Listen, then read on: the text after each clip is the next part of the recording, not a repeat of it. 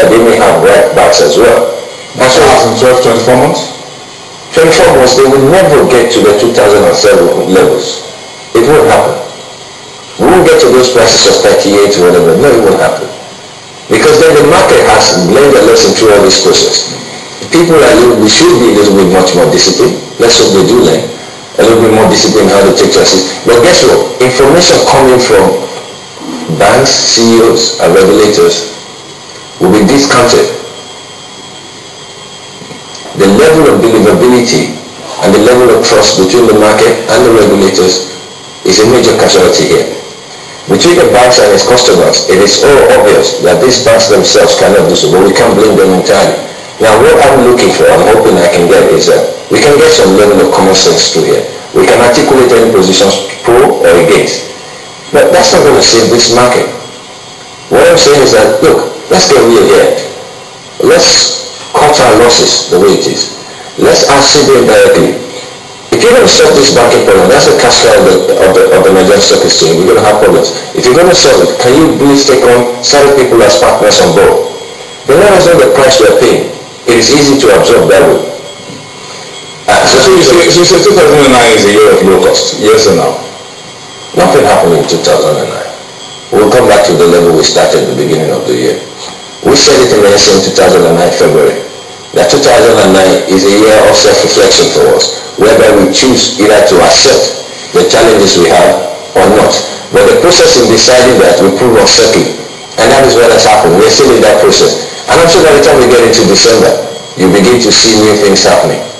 But to criminalize the use of debtors, in fact, what you should be worried about is this.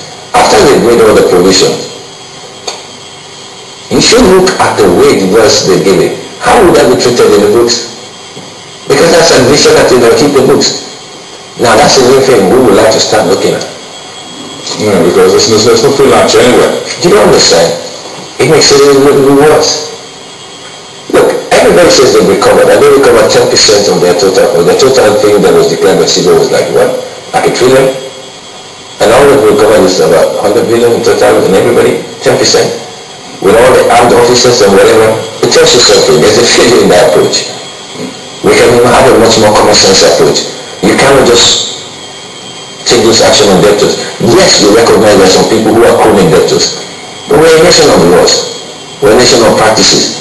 If you cannot do so through those laws, do we have to subject ourselves to extrajudicial means of doing so? How long will the news cycle of made-up last? It's a couple of weeks. And then they moved on, because they recognize that to sustain negativity in the market creates gloom and doom in the market. We can do without saying, no, this person sold 50 billion today. No, that's the job of course. If your facts are right, you don't need the media to help you defend your case. By the way, those people accused, when they went to court, they never said, look, we didn't say what they said we saw. They just said, look, we should have given fair hearing. No, really? That's reading between the lines. Yeah. But then what we're saying is that you don't need to come out into the public every day, ramming it down everybody's throats. That, look, somebody stole this. That's what we begin to do. It keeps on resonating in our head. And every time you look at the market, you say that's a rogue. When you look at this person, that's a stockbroker, you say that's a rogue. But that's not what the whole market is all about. Like they said, so we need to get some of this negativity out of our system so that we can inject some new blood. I wish there was a friend of mine over here who said, blessed are those whose sins are forgiven. Let us move on. Well, I think we better let you go. This point, blessed are those whose sins are forgiven. We hope the central bank will forgive some of those folks their sins. No, the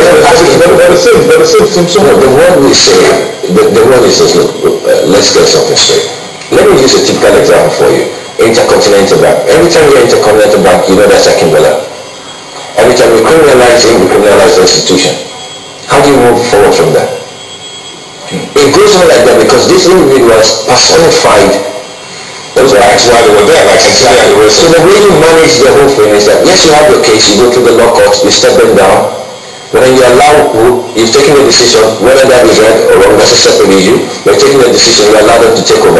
Now they're finding it difficult to manage those institutions. Either resistance, either an underestimation of the realities they find themselves. like this issue that they've now come to this situation where they have to give concessions. They have already written off the losses, but now they're going to have to do what? To make additional provision for those concessions. Those waivers. Exactly. It's a double whammy. Exactly. Thank you. Thank you. Let me see you. I appreciate it. We've got to see more of the days ahead. Of course, for those who want to get the report, it's on the website, as I said, freeshange.com. Free download. Okay. Now, 30 more days will bring you in before the end of the year to look at what's the progress is for 2010. I'm sure the NCM 2010 is in the works, isn't it? Being knocked together. Thank you very much. All right. That's about all we got time for. Well, thank you everyone for watching. See you tomorrow.